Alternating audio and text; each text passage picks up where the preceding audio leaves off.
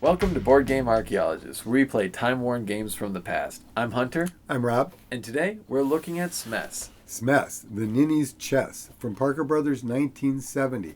This game is so easy, the instructions are written right on the board.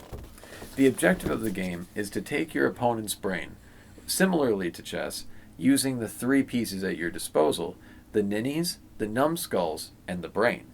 And like chess, the ninnies and the king, or brain, can only move one space. It doesn't matter front or back. It all depends upon what is written down on the board. The numbskulls are a little more like rooks, where they take that first cue from the square they're in. If there's no character in front of them, can actually move all the way across the board and take somebody from there. Once it gets into that kind of territory, the game is really about the places on the map more so than the actual people that you have on your team. For example, having like this middle space, for example, with a ninny is almost more powerful in a way than with a numbskull, just because you have this whole location locked down. Someone would have to sacrifice if they even want to step into your space. Right, and a lot of this is sacrificial. I think in the beginning of the game, you're sacrificing some of the ninnies so your numbskulls can get out and be really offensive. And then you keep a bunch of ninnies around your brain to kind of protect that character. Because he really is like, he's just a ninny, but the ninny that costs you the game if he loses. Right, he's just a tall ninny. But yeah, I found this really to be interesting because I love playing chess. I play the computer pretty much every night. But this game is totally based on the board more than it is the characters. And it really helps that the board is kind of just really fun to look at. It's definitely 1970.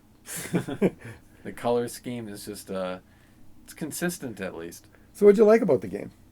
I really liked that, unlike chess, I could get really demotivated when someone would take one of my key people. Like I made a bad sacrifice, a pawn for like a bishop kind of situation.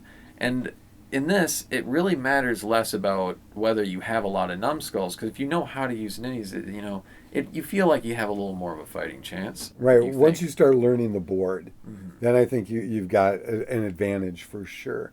And I think the board is basically flipped. So it's equal. It's just flipped on both sides. But like Hunter was saying, these two middle spaces, at least when we played, were very valuable because you can move from any location. And if you have a character here, he can't touch you, or they can't touch you. And so that makes it a lot more fun. But I really like it that the board is really the playing piece, and the characters are just pushed around by the arrows on the board. And it is something that's kind of nice that there are spaces that give you lots of opportunity, as there are spaces that give you almost no opportunity. Or just that one. You're going this way, and you're kind of stuck. I also really love the art, like you had mentioned. It's definitely 1970s.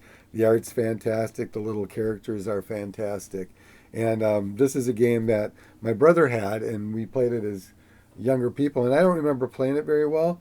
I think I probably was overwhelmed, but as an adult, these games get a whole lot easier, and I super enjoy this game. I'd say that if you ever have the opportunity, I even think that just recently they started selling it virtually on maybe a tabletop simulator or something. So there's a possibility that it's out there right now in like a cheap software or for free. It's definitely a blast from the past, and I recommend if you get a copy of it or see one at a thrift sale or something to pick it up.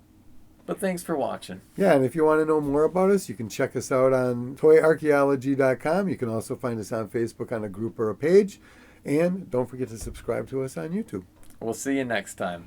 Bye. Bye.